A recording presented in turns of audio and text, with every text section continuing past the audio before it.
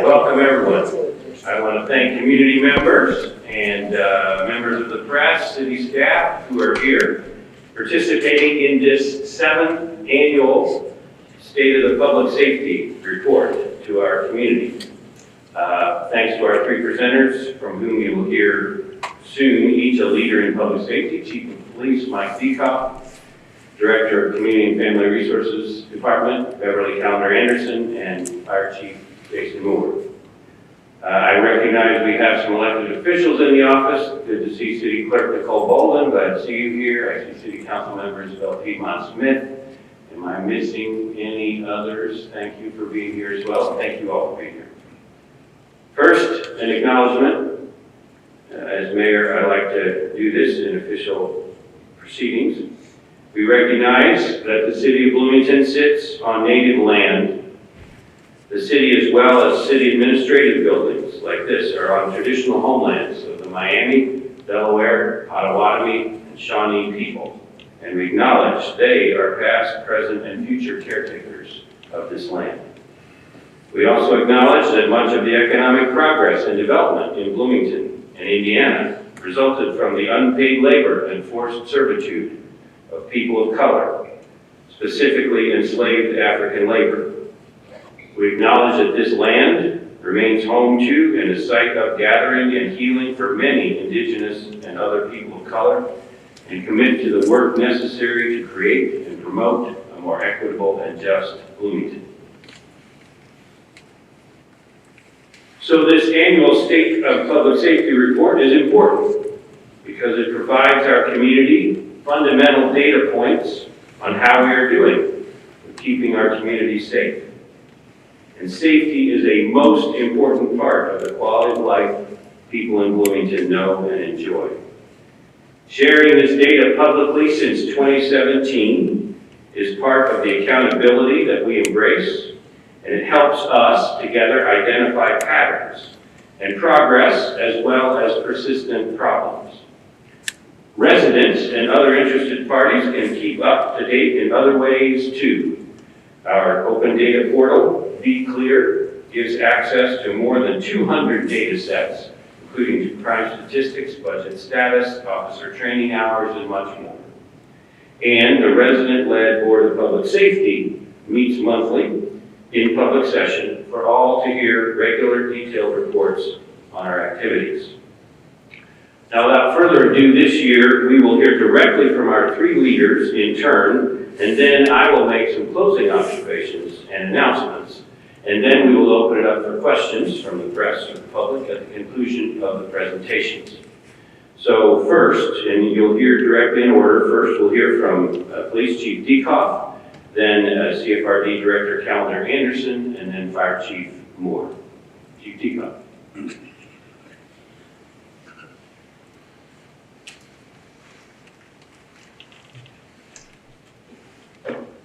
Thank you, Mayor Hamilton. Welcome, everyone.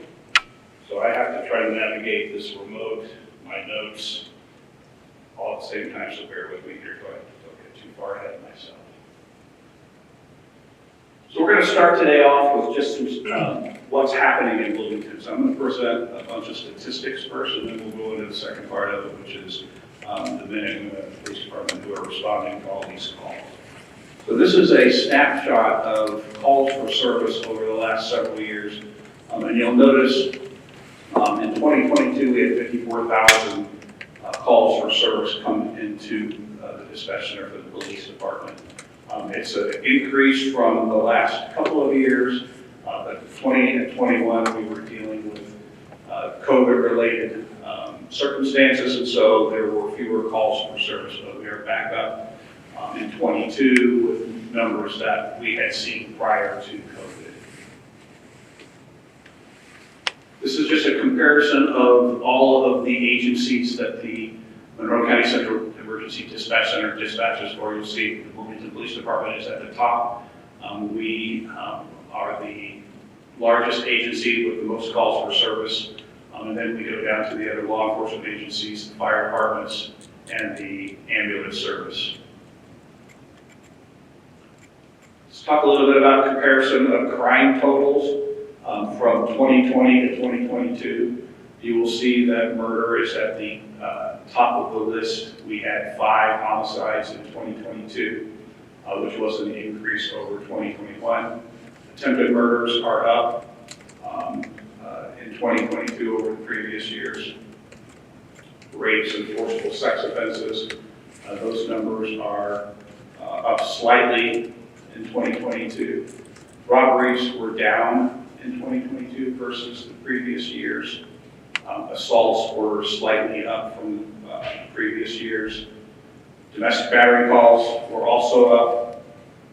Child abuse was down in 2022 versus 21. Neglect was up just slightly. Burglaries were down actually quite a bit from previous years. The previous year, larcenies were slightly down. So property crime has actually decreased from the previous year, is what we're seeing at these numbers as well. Operating while intoxicated, those calls were up more. Public intox was slightly down. Some of the reasons for that is the state changed the law on public intoxication, so fewer arrests were made. And vandalism and graffiti, which are quality of life type crimes, were also down. In looking at these numbers, one can look and see in comparison to previous years. Some of them are up, some of them are down. COVID did have an impact on some of those numbers. And if you can think about, like with COVID, if you look at the robberies, there were less people were out and about, or more people were out, less people were at home, and so more things got reported. So there's a variety of different reasons why some of these are up and some of these are down. Looking at the traffic stops, starting in 2012, we have those numbers have dropped until we got to 2016, which there was a slight increase, and then started back on a downward trend, and started back up in 2022. And again, more people were out from the last couple of years driving, and so those numbers are slightly up. Motor vehicle accidents, there are 3 types of accidents that we investigate. There are property damage, there are personal injury accidents, and there are hit-and-run accidents, and that's just kind of a summation of the last several years on the types of accidents that we investigated at the police department. Let's talk a little bit about violent crime. So throughout 2022, we had 611 incidences where weapons were involved. Now, a weapon could be a gun, it could be a knife, it could be a pipe.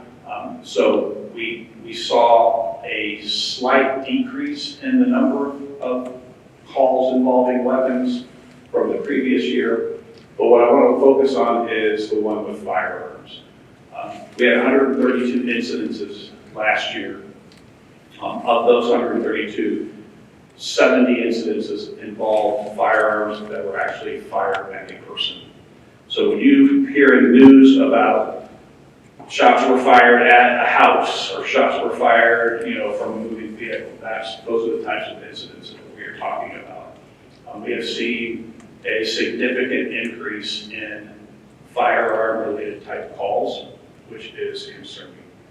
Indiana recently, within the last year or so, changed the firearms licensing requirements. So now everyone, if they want one, almost everyone can have a firearm, which there are people that should not have firearms, and I won't take all of my time talking about that, but that is concerning to law enforcement, which did oppose the legislature changing the firearm regulations, and that was opposed by law enforcement leaders throughout the state. A little bit more about gun violence. One of the things we started doing a lot more frequently in 2022 is we partnered with our federal law enforcement agencies, and when we had an incident involving a gun, where we either recovered a gun, we recovered bullets, or we recovered shell casings, we submitted those to our federal law enforcement partners where they analyzed those. And the intent was to try to identify who might own that weapon, who might, whether or not that weapon might have been used in a previous crime.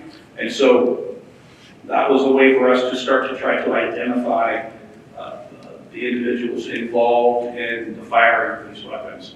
So you can see in the slide, we submitted over 70 weapons to advanced forensic examination process, which helped us connect the dots with guns that are used not only in Bloomington, but in other communities, and tie those people to other crimes so that we can make arrests in those cases. Assault and battery up there is the definition of what a battery is. We had an increase in 2022 over 21 levels by 7%.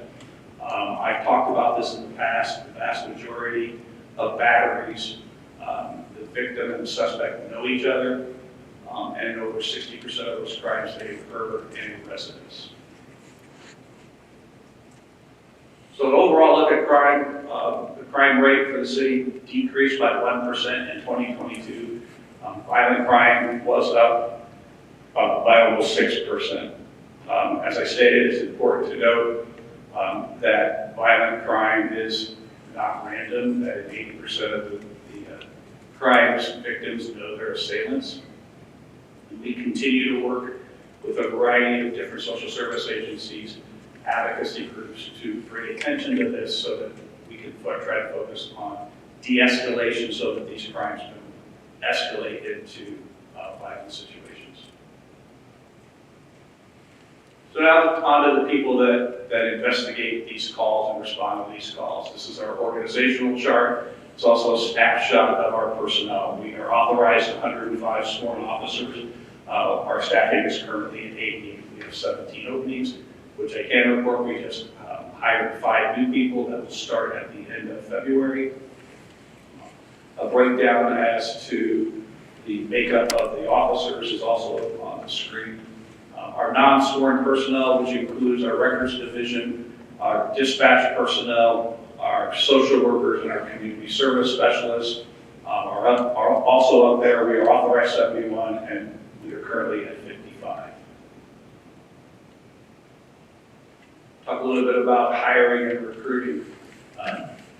If you turn on the television or read newspapers about police departments and crime in general, police departments across the country are struggling to hire police officers. That's not immune to us as well. We struggle to do that. We have put in place incentives to try to help lure people to become police officers here. We have hiring bonuses for officers with previous experience of up to $5,000. For new officers, we have $3,000 signing bonus. We have a take-home car program for officers who live in the city.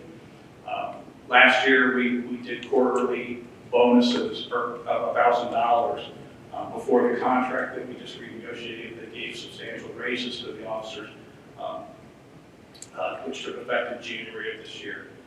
We have a rental assistance program that I don't know of any other department in Indiana that does this. We do a $750 a month rental assistance for an officer to live within the city limits, and we do up to an $18,000 one-time down payment to assist for officers buying houses in the city. In 2022, we hired 6 officers, but we had 11 officers who either retired or left the department and sought employment elsewhere. The hiring, it continued to be a challenge for us, but another thing that happened in 2022 was that there was a specific position put in the budget in the HR department to assist with police and fire hiring. So we're in the process of interviewing for that position, and hopefully that will be online shortly to help us with this issue. Talk about training. We do a lot of training at the Bloomington Police Department. In 2022, we had 8,064 hours of in-service training, which equates to about 91 hours per officer, which is more than 3 times what the state of Indiana requires. Indiana requires a minimum of 24 hours of continuing education training. We do a lot of training. You can see the topics of instruction there on the right of the screen. But one that I want to talk about is the ICAT training, and ICAT stands for Integrated Communications and Tactics. It is a evidence-based de-escalation police training program that the Police Executive Research Forum, which is an international leader in police training and policy, helped develop. We have instructors at our department. They just went to a recertification training in January. We're looking at adding instructors because this training it's de-escalation, but it takes into account a lot of other things. As you probably read in the media recently about police culture, it also addresses police culture and brings that into training. Another thing that I want to highlight is all the training that you see on the right, there's a way for us to work de-escalation training into that. We do that. So with our firearms training, with our physical tactics training, all that type of training, we are always looking at how we integrate de-escalation tactics into that so that we can do everything we can to de-escalate the situation. Talk a little bit about our records division. These are some statistics and some of the things that they do. One thing that I want to highlight is you'll see handgun permits in 2022. There were only 168 because you don't need a handgun permit anymore in Indiana, which is, again, that's something that I'm concerned about. But you can see the number of case reports that they do, and the number of supplemental case reports, which are supplements that are added to an original report.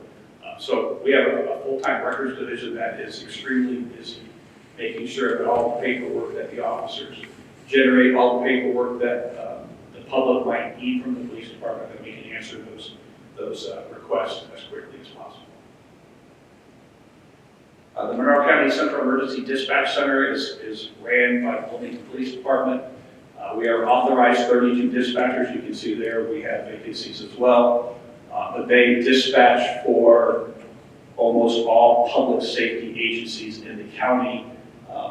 The only ones we do not dispatch for are state agencies, such as the state police and conservation officers, and for the university police department and any university-affiliated law enforcement agencies. One highlight that was put in the budget for this year is that we are hiring another full-time police social worker that will be assigned to the dispatch center to assist the dispatchers in diverting calls to that are mental health related to mental health professionals. We have a lot of those types of calls, and we were looking for ways to lessen the load on SMORE officers, and this was something that we came up with. We just recently visited Columbus, Ohio, where they have a program like this. And we saw for ourselves as well, but they talk about the successes they have. People who have a mental health issue call in, they can divert it to a social worker to help provide services other than sending police officers. Accreditation, this is something that I'm very proud of. We were initially accredited in 2018 by CALEA, which is the Commission on Accreditation of Law Enforcement Agencies. We received our reaccreditation in March of 2022, where assessors were sent and they reviewed all of our policies and procedures, did interviews, and we received our reaccreditation last year, which is about 5% of the law enforcement department population in the country is accredited. So this is a pretty big deal. In Indiana, there's roughly 15 agencies that are CALEA accredited. Talk a little bit about our police social workers. You can see the chart on the right has the years 2019, 20, 21, and 22. We started the program mid-year in 19 with one social worker. We expanded it to 3 social workers in 2021, so you can see the referrals that they get and then the actual client interactions. And it's a significant increase from the very first year to last year. With the addition of a 4th social worker that will be working in dispatch, we again hope to see situations that we can divert police calls to the social workers to deal with the potential mental health issues that people suffer when they call the police department. Last year was our second national conference on police social work. You can see the numbers. We had over 130 people from 24 different states come to this. This was an idea that the social workers and I came up with because we are always getting phone calls from police departments around the country asking, how did you set your program and how does it work? So we thought, well, let's just have a conference. And so it's been quite popular.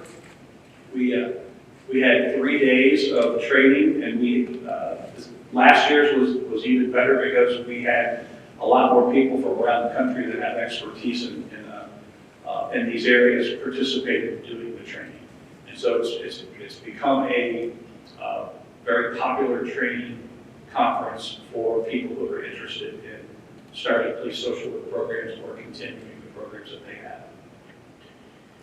Our community service specialists are non-sworn members of our agency that respond to incidents like traffic accidents, traffic direction. They take minor reports on low-level crimes where there's no investigation needed. They do building checks for us.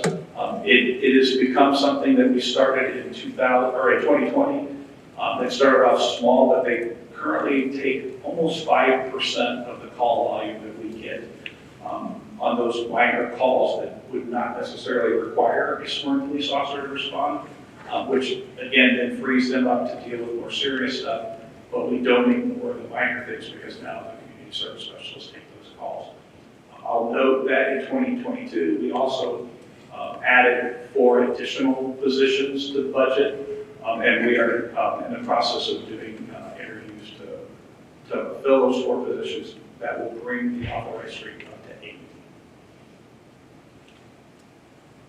Public engagement, as you can only imagine, the last couple of years we didn't do much of any public engagement because of COVID. We started back up in 2022 and had an almost 300% increase over the previous couple of years. Some of the things that we have done in the past with public engagement, we host a teen academy for middle school and high school students that might be interested in a career in law enforcement.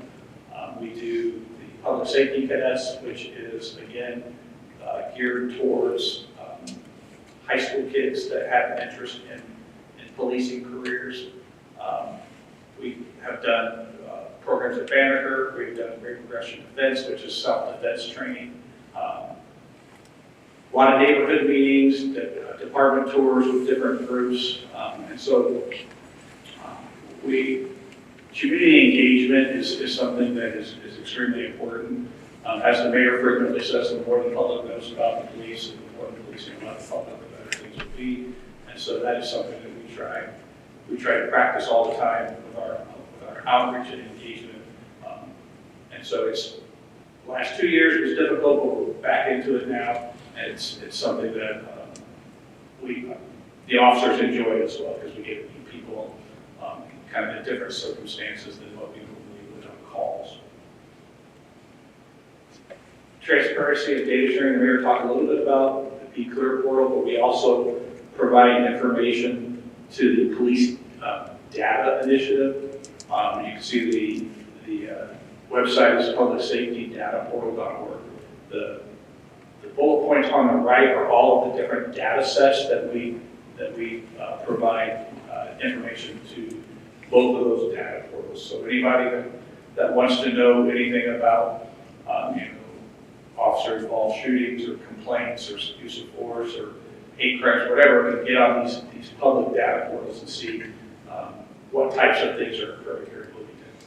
This is something that we constantly are reviewing and looking for other data sets that we can present. And it gives the public an opportunity to get in there and look around and see what's actually happening here in Bloomington. Board of Public Safety, the mayor mentioned this a little bit. It's a 5-member civilian board that oversees both police and fire in personnel matters, and they approve claims. You can see on the right some of the topics of the reports that they get every month. And those meetings are open to the public. Anybody can come. They have started to be carried on cats, I believe, as well. So just kind of gives you an overview of what's going on with public safety. We present statistics monthly to them. They approve claims. And so it's a very active board that has regular meetings every month. Officer wellness is something that we are really paying a lot more attention to. We have healthy officers. They make less mistakes and do their jobs better. And so it is also one of the pillars in the President Obama's 21st Century Policing Report. Both our social workers are actively involved with this, and you can see some of the other programs and things that we do, such as the peer support team, police chaplain. We have a physical fitness facility that was upgraded last year so that the officers can go and work out and have to stay healthy. We also have the COVID vaccine incentives that the city provided so that more of our officers are vaccinated. 2023 goals. Again, we're going to continue to provide a high level of community-based policing services. We want to continue to address violent crimes by working with others to adjust it. The criminal justice system can't do this alone. We have to include community partners to do that. Community recruitment and retention is also going to be a major focus in 2023. Another major focus this year will be the new police headquarters at Showers, which is on the back side of this building. The city purchased it, kind of a long process into 22 into 23, but it is now in the possession of the city, and we are already starting to work on the design and construction, which is expected to take most of 23 into 24.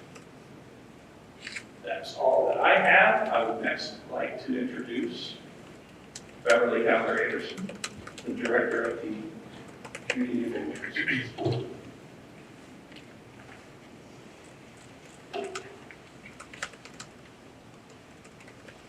Thank you, Chief, for that report. It's a great report.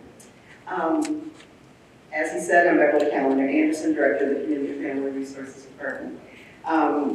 Before I get started, I want to tell you much of what you're going to hear in my report would not be possible without the members of the Community and Family Resources Department, nonprofit agency staff, and community volunteers. So I just wanted to take a moment to thank all of those people and everyone who is committed to advancing public safety in the city.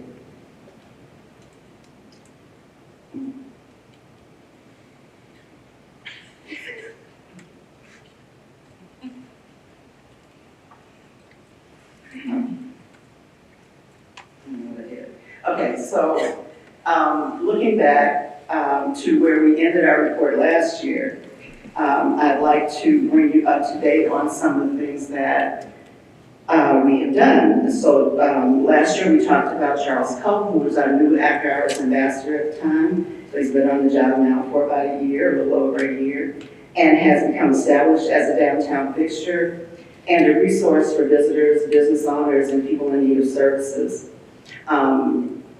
We are looking at, and we were looking then at increasing his capacity, and I'll tell you a little bit more about that later in the report.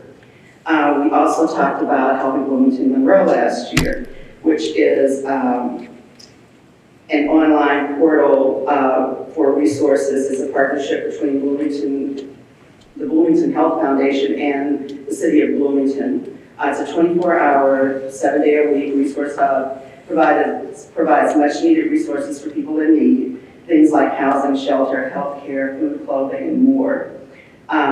It is available to people who are service providers or people who directly need services. They can access it online, and places like faith communities and everywhere else that people go to get services. So as managers of this resource hub, our staff also provides training and support to nonprofit agency staff, because staff can go in, they can update their information, like if a telephone number changes or a staff person changes.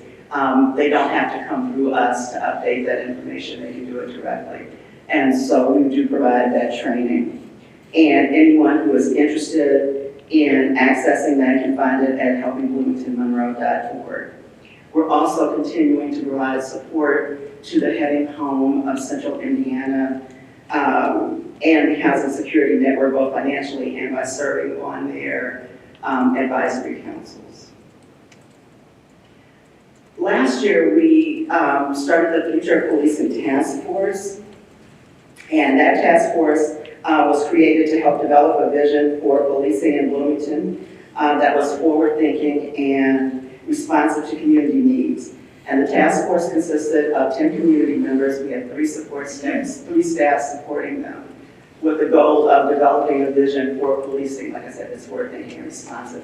Some of the activities they participated in were surveying 3,000 randomly selected households, researching community policing programs in other communities, participating in ride-alongs with the police department. They conducted focus groups with local nonprofit agency staff and clients, Chamber of Commerce, member businesses, and unhoused residents. They also met with our police department social workers to learn more about what they did, as well as did research on less legal forms of response.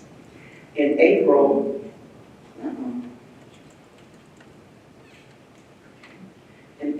of last year, they issued a report with initial recommendations. And as we look through these initial recommendations, you will see some overlap of these recommendations and some of the information that Police Chief DeCup shared with you. They asked for an increase in salaries and incentives to ensure that BPD could be staffed up to par, increase in social and personal interactions between police officers and the public, annually convening public meetings to gauge citizens' perceptions of the day-to-day practices of the behavior of police officers, finding new and robust channels to publicize the good that is happening in the police department, looked at ensuring that officers receive training in intercultural and interpersonal communication, investing in an app, which is something that we've researched to monitor the health of officers. We looked at sustaining required diversity training annually, something that the police department always does, but already does, but they wanted to sustain that, as well as having the police social workers coordinate with Stride and Centerstone and our community care specialists. In 2020, well, at the end of 2022, we updated our, what was called the Homeless Resource Guide. We rebranded it as the Downtown Resource Mapping Guide, because what we realized is that whether people were unhoused or not, they could use the resources and services found in this guide. This is available in many downtown locations. It has resources for food, shelter, healthcare, public restroom locations. It's free. We have, since the beginning of January, distributed over 2,500 copies of this. We have other copies available for people who are interested, and anyone that is interested can call the Community and Family Resources Department to get some for their location. And that number, in case you don't have it, is 812-349-3430. So this is, okay, this one. I spoke earlier about helping Bloomington Monroe. This graph shows a 3-year usage of that resource. What you can see from the graph is that housing or shelter has always been the most searched topic. But it has increased every year that we've had the hub. So in 2022, there were 8,979 total searches performed on helping Bloomington Monroe. And that's an increase of 44% over 2021. In 2021, we had 5,026. Housing and shelter, food and healthcare continue to be the top 3, but you can see that housing and shelter is 42.15% of the total searches. And so the next highest search is healthcare resources, which was at 13.3%. So each year, the city allocates $250,000 for downtown outreach grants, which we also administer. And from this page, you can see that every year our grants exceed, our grant requests exceed the amount that we have allocated. In 2022, we received requests for $340,145. $345. And in '23, the grant request went up to $544,861. Again, it shows the need of what the nonprofits are dealing with each and every day. And so we hope that the money that we do have allocated, that we are able to grant out helps, but we know that it doesn't solve the problem, but it does help. This is a list of our 2022 grantees, and they change from year to year, but Beacon, the Bloomington Homeless Coalition, Centerstone, Hotels for Hope, Middleway House, the Monroe County Humane Association, New Hope, Sojourn House, and New Mission. Those are where the grants went. Talked a little bit earlier about the After Hours Ambassador, and so because he's been around for a little over a year now, we are able to compare 1 year of his activity to the other. What we have been able to determine is that this position, which is a new position, very new for the city of Bloomington, is really needed in the downtown area, and it's really become a staple. And it's become important to downtown residents, visitors, students, and people in need of services. And so you can see from the first year that goal, 25%, was basically him getting to know folks downtown, him getting to know the businesses and the residents and how the culture of the downtown really worked. When you get to 2022, you can see that part of it has decreased because now people know him and he knows them. But where it has increased is the services to unhoused people or assistance for people in crisis, and that's gone up from 10% to 25% of his time over the year. The other place that has increased is at just a little bit, 5%, is his support for downtown activities, the festivals, all of those activities that happen downtown, and getting people from one place to the other, giving directions, giving recommendations on where to eat or whatever if you have visitors. But also there's an increase in the amount of activity to students as well, working with students who are downtown. And so we do look forward to not only that continued work, but also developing a core of people who can increase that impact that he's having. So as we look ahead to the rest of this year, we're going to be administering violence prevention grants, and so that will be an investment of $125,000 for operational assistance into evidence-based, community-based, neighborhood-based programs that help prevent, interrupt, or reduce violence. We're going to coordinate a second round of QPR and mental health first aid trainings for community members and frontline city staff, probably frontline local government staff, in city and county. For those who don't know, QPR is question, persuade, and refer, and those are the 3 steps that anybody can take to help prevent suicide. And we know that our frontline staff come into contact with any number of people all the time, and so to have those skills would be a plus and an investment in their ability to do the work that they do. We also are going to continue our work with the Divided Community Project that we started in 2019 with the goal of building community resilience and increasing our ability to respond appropriately to crisis situations. And so with that, I would like to introduce Fire Chief Jason Moore.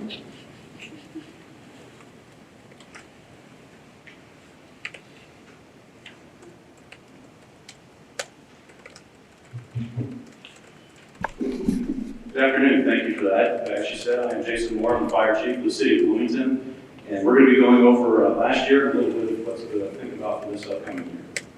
I like to start all of my presentations by reviewing our mission. The fire department is very mission-oriented.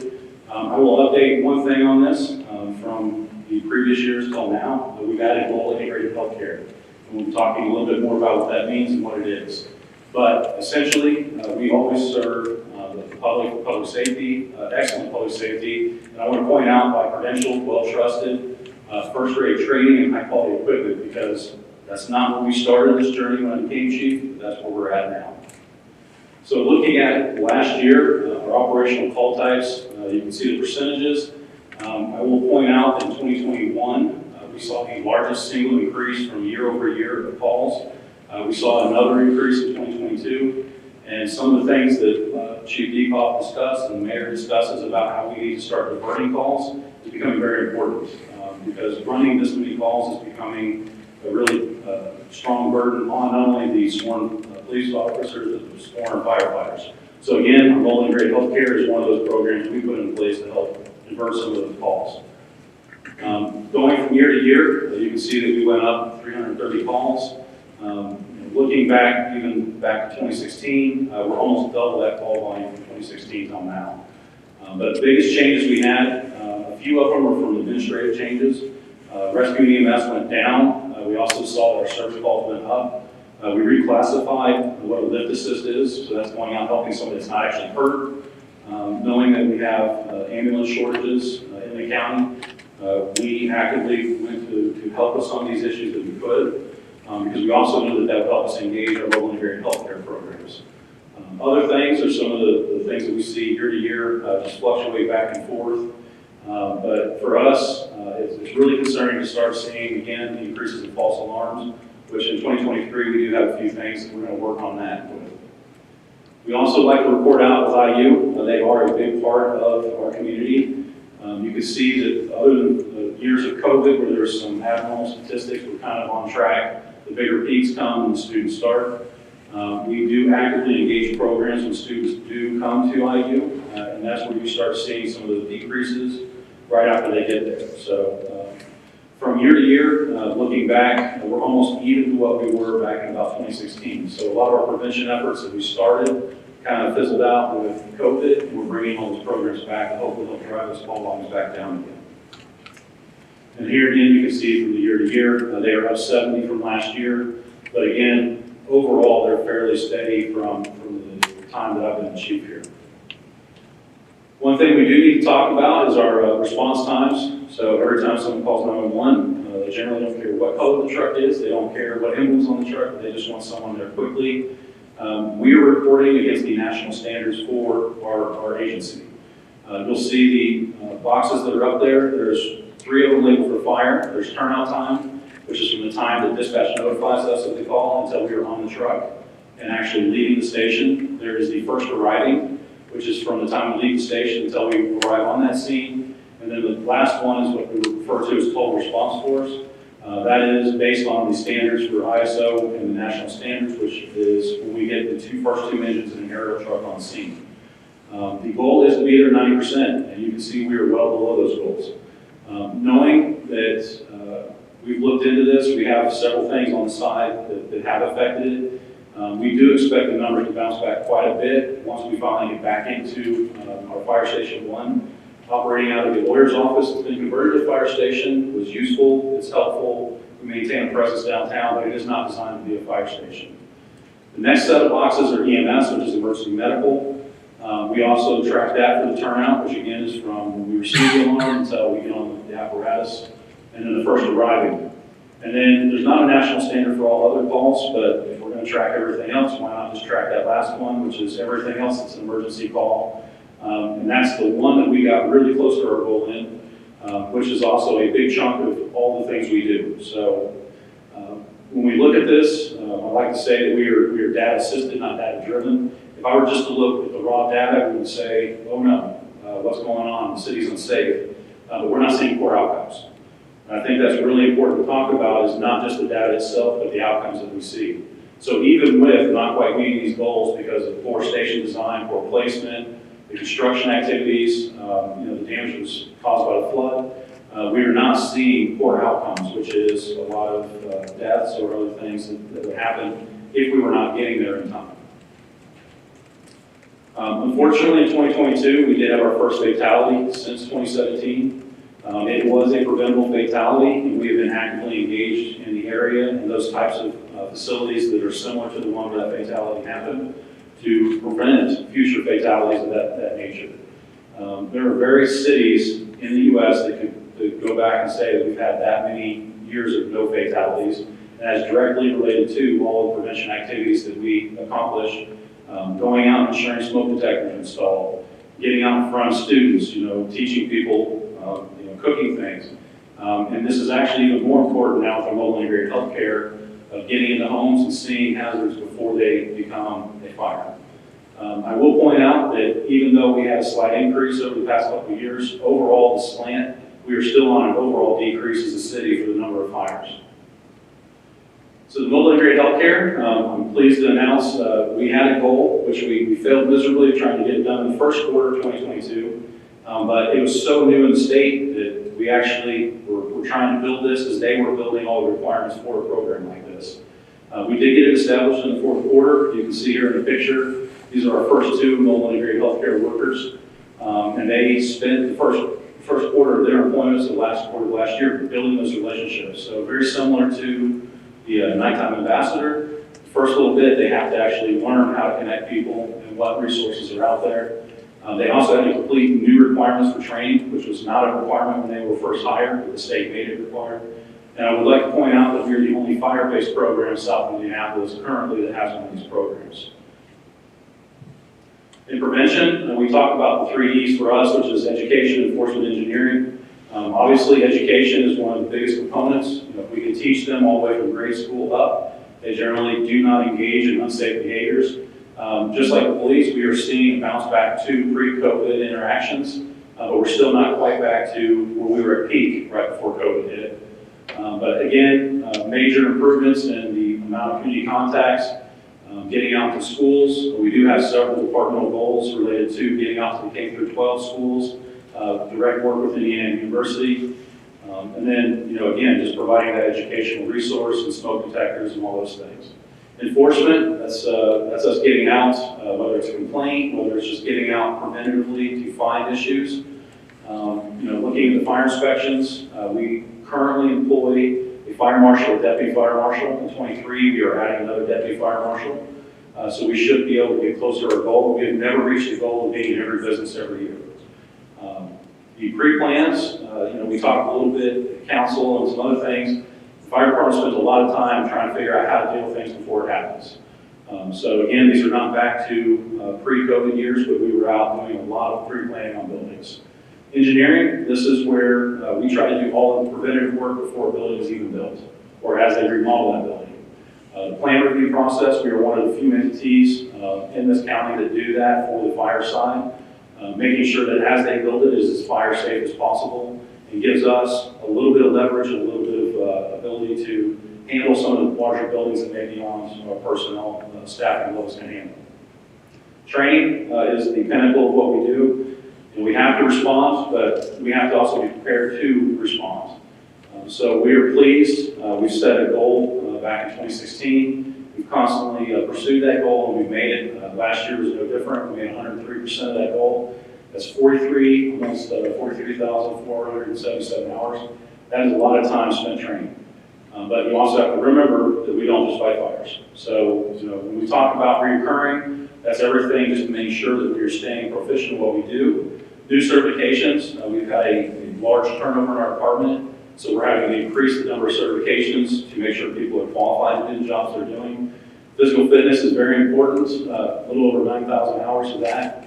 It is actually mandated, and just like the police, they started it, but we did jump on with a tactical trainer, which helps improve the safety and health of our firefighters. And then other specialty that gets into the protocol, safe place, diversity training, so all the other categories of things that we train on. Just as city employees, we have to do HR training and all that. But that's where all it's captured, and that is a lot of hours that we spend preparing to do our jobs. For administration, we did have an increase in our budget for 2021. I want to point out that of that increase, almost all of it went to starting remodeling projects at these stations that have not been funded by the bond. So the bond that was just passed was huge for our department. They had a 10-year capital plan, and there's always this magical 11th column, and those were the unfunded needs.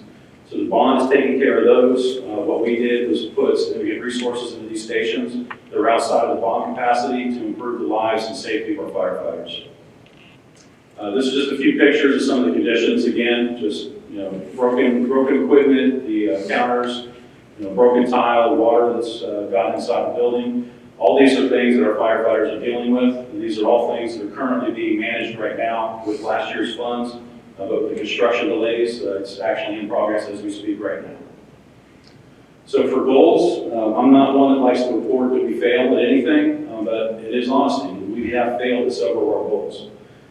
So we did meet our training goals, but the meeting, the one occupancy or one time for every occupancy, we only got to 66%. That is way up from COVID years, but we're also going to be initiating some new programs in 23, in addition to the new deputy fire marshal to help reach that goal. We did continue to replace outdated equipment, apparatus, replace several vehicles last year. We did not meet all our response timeline goals, but I do want to point out again, we're not seeing bad outcomes. We did complete diversity and inclusion training. We did start with the addition of the new assistant deputy chief, which is now our assistant chief of admin planning, that we are analyzing 100% of our large incidents to see how we can do better. We're also looking at least 10% of those EMS calls that require intervention to make sure we can do better. So who does this? These are our personnel, again, our work chart. We did add new positions in 2022. We did add a part-time administrative assistant and 2 full-time mobile integrated healthcare workers. So our total is 114, which is up from, I think it's one of the first increases we've really had over the several years. I always point this out. One of the national standards we're held to is NFPA 1710, which is the National Fire Protection Association. And it kind of gives a guideline of how many firefighters should be on call for single-family homes, strip malls, or what we consider high-rises, which is 7 or plus stories. The grayed-out helmets is where we're short. But again, I want to point out that not every community could handle every emergency on their own. We do have mutual aid agreements. And in fact, just a few weeks ago, had a very large apartment fire, and the fire district did provide several engines with staff to help us out. So we are still meeting the needs of our community, and that's why prevention is so important. Because some of these buildings, if it did start up, we would be behind the ball, and so we need to make sure sprinklers work and everything's up to code so that we have the best chance we do of dealing with those emergencies. Looking at our diversity, so we're about 7% female. We did not have anyone identifying as any of the other genders. We have 4.3% people of color, biracial people of color, and LGBTQ is 0.8%, so it's 1 person in our department. I want to point out these are all self-reported statistics, so it's whatever they want to report. We don't have anything that we dug into to figure out if there's anything different. For stations, we do have technically 6. We have 1 that's out of service. That's the one that is with the red with the line through it. That is the old Station 1, used to be referred to as the old headquarters. That is the one that was damaged in the flood. It is also the #1 priority from the bonds that were just issued to go ahead and get started on the remodel so that we can move back in. We are in a temporary station, again, thanks to the city administration for letting us take over a nice lawyer's office and somehow convert it into a fire station. And then you'll see the others. The ones that are identified by stars, that's our training and logistics facility. If you'll remember, we've talked about at the bond hearings and some other things, that is a leased facility, and it is in the city's best interest to build one that we own, which is another bond project that will be starting in 23. And then there's the fire training tower, which where that start is hopefully where that training logistics facility will move to. Talking about ISO, which is the Insurance Service Office. In 2022, we actually received this rating. We made the announcement in 21 when they let us know that it went in effect in February of 22. We were moved to an ISO 11X, which, for those of you who do not know, fire departments across the nation are rated on a scale of 1 to 10. 10 means no fire protection, 1 is the best. So everyone here in Bloomington has the best fire protection service based on those standards. Now, it's not just the fire department. I need to make sure we give credit where it's due. It's about half of the scores from the fire department. About 40% of that is from City of Bloomington Utilities with the water system hydrants. And then 10% of that comes from central dispatch on how they handle our calls and get us out the door. But as a combined effect, we are actually one of the best rated. We were the first city in Indiana with this rating. Not to be confused with the first ISO 1 in the state, but the first city in the state that had that rating. I think we're the 4th overall in the state. I will point out with this, a lot of this comes down to support from the administration on staffing, but it also gets into those response times, training hours, and everything else that we have that we need to do. I want to finally touch up on one thing of our 2023 goals. We have a lot of reoccurring goals that stay the same from year to year, but for us, I just want to point out a few things that are different. Knowing that we are not meeting the goal of getting to every building every year, There are some buildings that don't need to see us every year. So we are looking to identify and start an online self-inspection program similar to what HAN does. If you meet these requirements, then you don't have to see them every year. We've also put out guidelines because there's so much construction going on in Bloomington. The person that does the plan review gets them out in a timely manner so that the people know what to expect. The others come down to our mobile integrated healthcare. We're working on what we refer to as super users. There's not a clear definition of what that is, but if they're calling 911 a lot, those are the people we're focusing on so that we can start eliminating those calls and not continue to go to them. And then again, we do have new positions, so 2 more community EMTs, which is our mobile integrated healthcare workers, and a new deputy fire marshal, and that person's focus is going to be working on false alarms. So with that, we have been serving this community for over 123 years, and we are very proud of our personnel, the job they do 24/7, and I will turn this back over to Mayor Hamilton. Thank you.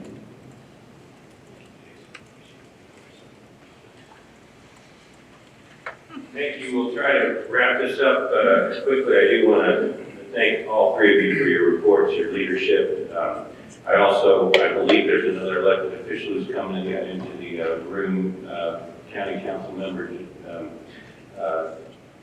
Jennifer Crossley. Thank you for being here. Good to see you here. That is a lot to digest from our public safety officials. It reflects an extraordinary set of professionals, their commitment, and the service that we all benefit from every hour of every day. I'm just emphasize a couple key points. During that last year, you saw the CALIA accreditation re-accredited from the police. About 5% of the 18,000 police departments in the country received that. You also saw the ISO #1 rank. About 1 out of 500 fire departments in the country receives that. And I like to remind ourselves that we are the only city in Indiana with a CALIA accredited police department and an ISO 1 rated fire department. The only city in Indiana. We're very proud of that. It reflects the quality of our professionals, the investments of city council and our administration, and the commitment of our whole community to public safety. The 2022 reports we just heard indicated overall crime down 1%, but steady, including steady annual reductions and reductions in robbery, aggravated assault, burglary, and theft. But overall violent crime increase of almost 6%. And the number of crimes involving firearms continues to threaten us in Bloomington, as it does nationally. You heard our police department has taken specific efforts to address this very real issue, as well as the Community and Family Resources Department. I will note I can't say the same for our state government. I wish they would take that on as we are locally, and gun violence particularly. We do appreciate some of the steps at the national level on that. Locally, you've heard our efforts about working with federal agents and more forensics, keeping firearms out of the hands of people that can't legally possess them. Also, we do have a planned gun buyback program, getting gun locks into the community. I want to thank Moms Demand Action for their work on that, and a new grant program focused on gun violence. As you heard, we hired 6 new officers, but lost 11 in the police department to retirement or transfers. We'll return to this challenge shortly. In addition to the new positions in social work, et cetera, we have a long tradition of progressive policing that we continue to see work. Our fire department exceeded training hours with ample community engagement, and despite an increase in calls, as was mentioned, the first vitality in 6 years, an unprecedented record for our fire department over that period. And also the integrated health care program. You didn't hear it directly, but we do see increasing staffing levels, raising concerns in our fire department. I believe there are 9 vacancies in the sworn officer ranks of 99, so that's been a number that we've seen increasing. Now I want to put all this in context just briefly, and we'll get to questions. All of this progress has been supported financially by this community. First, in 2016, with the public safety local income tax, the 0.25% added to the countywide tax that is very significantly supports dispatch and all countywide police and fire needs. That was a critical step. Also in 2022, our community added economic development local income tax, a portion of which has been dedicated to public safety, about $4 million new revenue per year. Just last month, we saw the adoption and appropriation here in this room of $32 million in new public safety facility investments, the new police headquarters and co-located fire administration to be in the Showers Hall building right behind us here, which will be a very important unification of public safety with City Hall in general that will allow for very significant growth and improvement, supporting all these progressive efforts. In addition to the Showers project, several new fire stations and facilities underway, and new improvements, downtown Station 1, North Woodlawn Station 3, and as mentioned, new fire department training and logistics center. So a lot of things are underway. Among all of this, probably the greatest challenge continues to be personnel. Nationally, every city and state in America seems to be struggling to hire and retain sworn police officers. As I mentioned, we're seeing increased pressures in fire personnel as well. We have taken very significant steps to address this already. Some have been mentioned. We negotiated a police contract with significant increases in compensation effective this year, building on the federal American Rescue Plan Act supported increases provided last year. Council support has been essential to this. Fire personnel are in an existing contract that runs through 2024. We have created new housing incentives, 18,000, these have been mentioned, signing bonuses, down payments, rental assistance. Currently, 3 firefighters and 11 police officers are using those incentives. We have added take-home cars, as mentioned, with several dozen receiving take-home cars in the police department. But we need to do more. As mentioned, we have a new position this year, a full-time position that will focus on recruiting new officers for police and fire. We have also activated a 911 review task force. This is a collaborative countywide effort to review how we respond to emergency calls. Can we do it more efficiently? Can we identify ways to lessen the burden on sworn police and fire department personnel? 988 service, the Stride Center are examples already underway. And today, I'm concluding by announcing 2 more major steps we'll be taking to enhance public safety. In particular, focused on hiring and retaining our sworn police and fire personnel. First, we plan to enhance compensation at the Bloomington Fire Department. Now, they have a labor contract that extends through next year, 2024, adopted by the union members in 2020. Outside that contract, we have already increased several enhancements with a $1,000 bonus this year, $780 matching for pension investments, increased investments in health savings accounts and others. Today, I'm announcing additional support for current and new firefighters outside the existing negotiated contract. We will offer additional bonus compensation this year to bring their compensation increases to a 5% level. The negotiated level was about 2%. So we're outside the contract matching Civil, City, and AFSCME from their negotiated amount. And we have indicated we will plan to seek a similar level of increase for next year, assuming our finances allow it and if it's supported by City Council. Second, I'm announcing today a new pilot program for a major new housing incentive, applying both to sworn police and fire, current or new officers. This reflects the concept that having first responders live in our city is valuable. It's valuable to the city and to the neighborhoods where they live. It's valuable to public safety by bringing and building deep and broad community connections throughout our public safety efforts.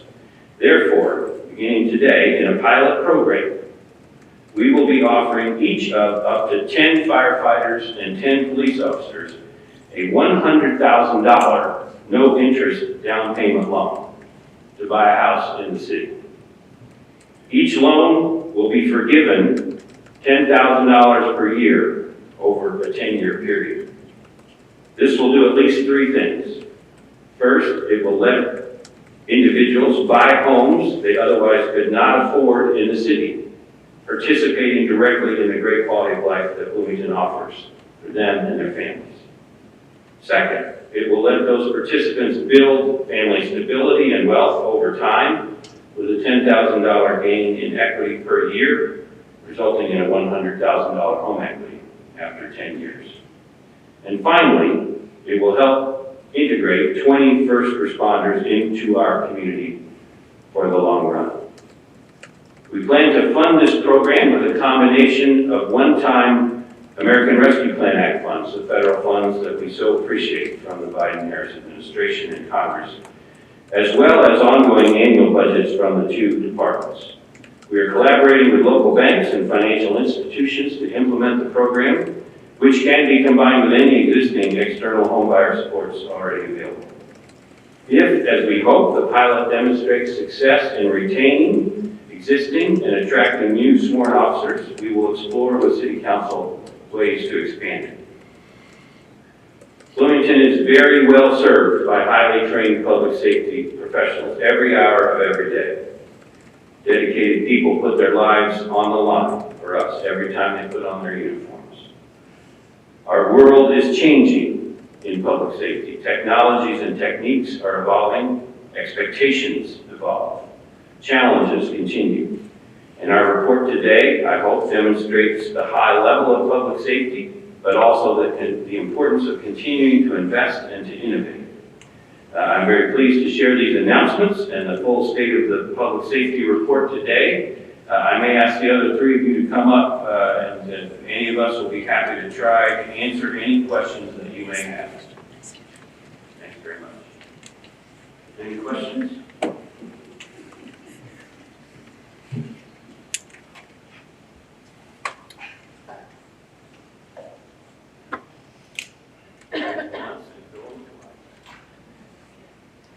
How much time have you allotted for questions?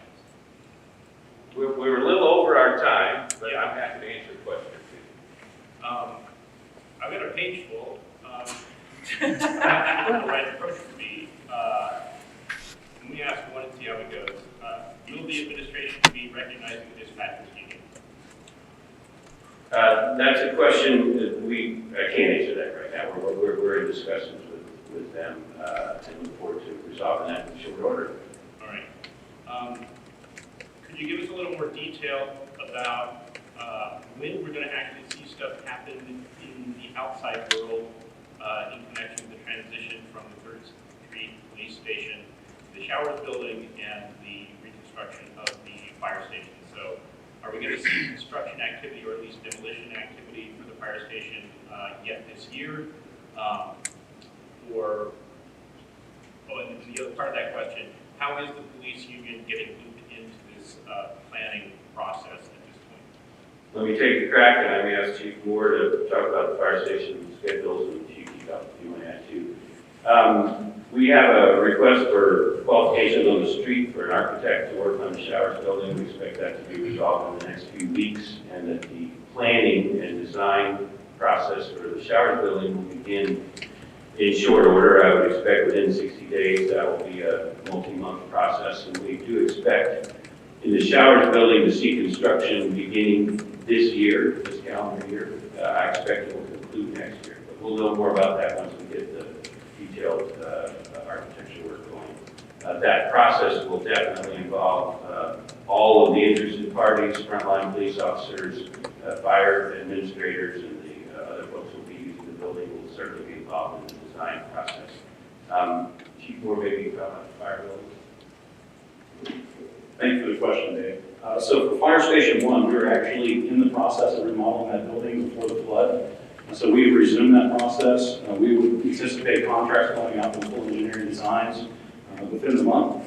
And then at that point, we would be able to start putting a timeline on actual deconstruction and reconstruction of that building. Station 3, the new training logistics facility, we're just starting the point of developing the RFQs, the request for qualifications, so that we can start the process of engineering designs and looking at what that looks like. So I would say that one, our goal is to actually start all of these projects and hopefully break ground by the end of the year. As long as you're still standing there, I wanted to follow up with a question about station design, because you mentioned poor station design as one of the contributing factors to slower response times than what would be ideal. And I was wondering if you could give us a specific example of, say, a feature of the new station that will specifically enhance response time, or maybe some design feature of an existing older station that inhibits a faster response time? Actually, it's another great question. So the thing that I can point out is there's a lot of communities that do exception reporting, so when they don't meet their goal, they start tracking it. For us, we started tracking why. It seems very silly, but a great example I can give you, not from Bloomington, but from Chicago that did this, realized by adding more restrooms that their nighttime response times were improved. If everyone gets up and then has to use the restroom, not enough facilities was causing delays. For us, looking at Station 1, currently the pole that goes from the 3rd floor down is the fastest way. That's how that building was designed to meet our goals. It is also not used by everyone. So looking at the future, that pole design is no longer allowed under current construction guidelines. You have to go down the floor and come across because someone can really hurt going down a 40-foot pole. Other things, the police chief will tease me about this a little bit because he does often, but there's other things you can look at like slides. It's a lot safer than doing a vertical drop. So these are all things that we're considering in new design.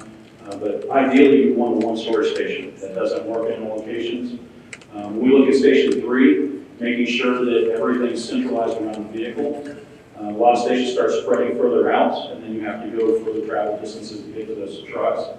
So those are all things that we look at and we consider when we're looking at these new buildings or upgraded buildings. Thank you. Happy to take more questions later, maybe in other settings too, if there's anybody else who has a question. Otherwise, we will.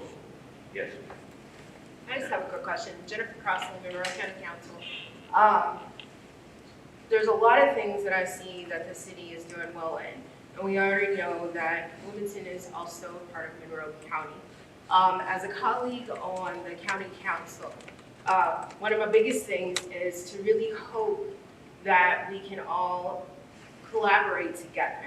And obviously with public safety, with sheriff's department, a lot of different things that I see here, the county could also definitely, if willing, I'm just one that would definitely want to, but I'd like to see, and this is for anybody, is what do you see that the county can do to help with the quality of public safety?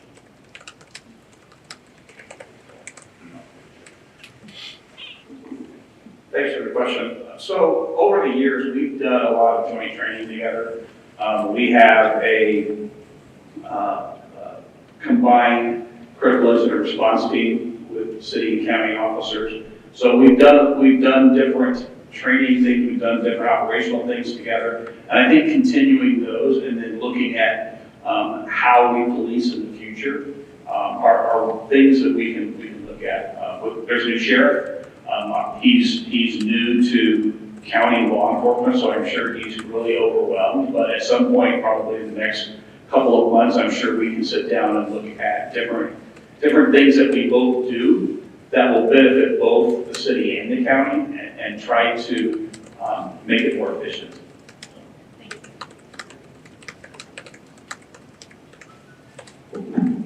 Thank you. And I know that county government doesn't necessarily oversee the county departments, but we do have the fire district, Ellisville. There's still one volunteer department that is still in operation, being Blossom.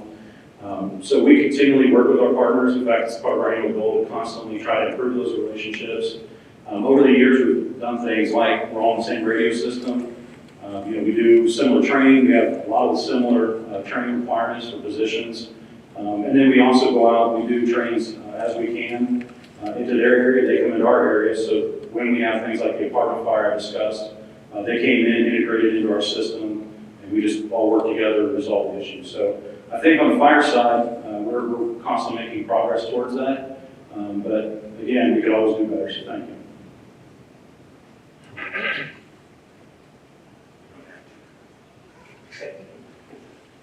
Thank you for the question, Councilmember Crossley.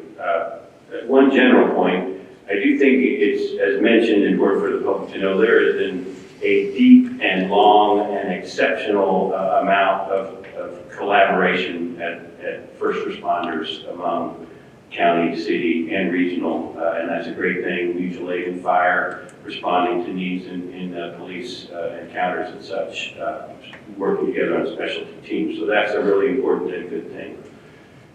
Two specific things I've mentioned. The 911 review is a very broad countywide look, and I think is a really important way for us to think about how do we respond to emergencies. There are communities around the country that are quite significantly changing that, and I think that's something that we can do together, and that team that several folks are leading, but involving everybody who responds to 911 will be really important. And then the last thing is a more general point, but I do think, and I've said this before on some occasions, much of public safety is driven by public health. Investments in public mental health, investments in substance use disorder, investments in housing, investments in those kinds of things. The county leads on public health explicitly with the public health department. And as I think you know, I have been an advocate to do serious and immediate more investments in public health with some of the national money that we have locally. I think we have a crisis of public health that we see in our community, and I think sharing together an approach to look at how do we advance public health with mental health investments, with substance use disorder. As you know, that can have a direct impact on our criminal justice system as a whole. I think it's a really important immediate step we ought to be taking, and something we can do together very well. Thank you all. We've gone a little over, sorry about that. And that's the 7th Annual State of Public Safety. Thanks a lot.